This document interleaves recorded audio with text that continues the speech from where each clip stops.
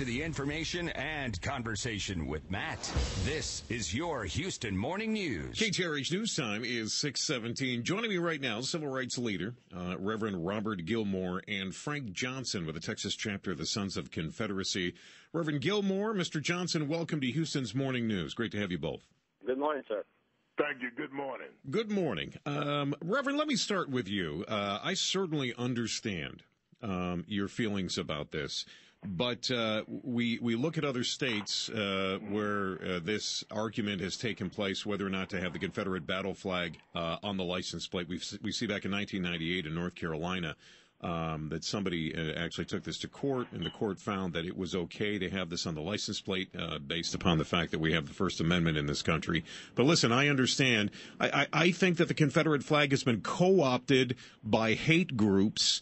And that is the reason why many people, like yourself, would look at that as a symbol of hatred. But it is because it has been co-opted by groups that have nothing to do with the Sons of the Confederacy.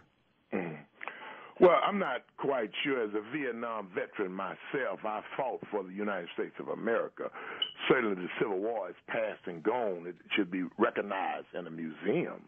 I think the reality for many of us in America today is we need to move on to deal with more complicated issues that impact us as opposed to digging up relics from the past.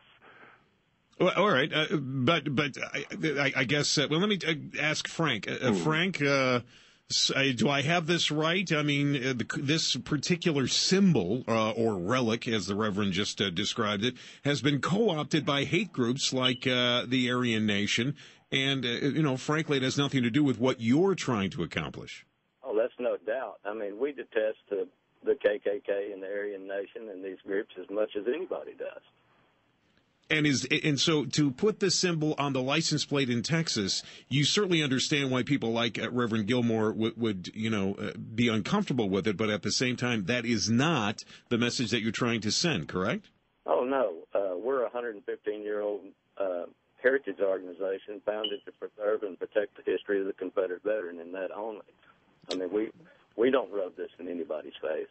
All right, let me just ask you guys to take a quick break here. I want to check our traffic and weather. And when we come back, Reverend Gilmore, I want to talk a little bit about what, if there is any middle ground here as we try and move this thing forward here in the state of Texas, whether or not the Confederate battle flag should be available on a Texas license plate. Ktrh News Time is 6:22, and we're talking with civil rights leader, the Reverend Robert Gilmore, and Frank Johnson with the Texas chapter of the Sons of Confederacy about the Confederate battle flag. It has been proposed to put it on Texas license plates.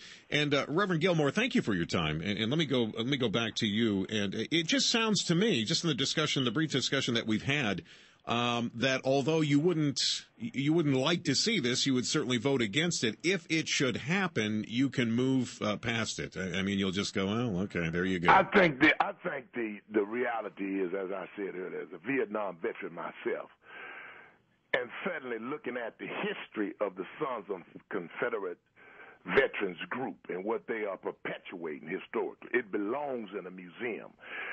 This symbol is the same symbol if you want to view it as a swastika for Hitler or the cross for Christians.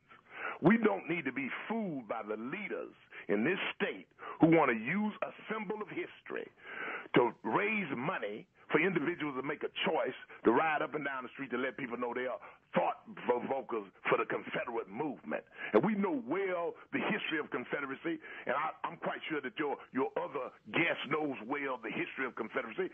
So as a Vietnam veteran today in the United States of America, I see that in the state of Texas as a slap in our face.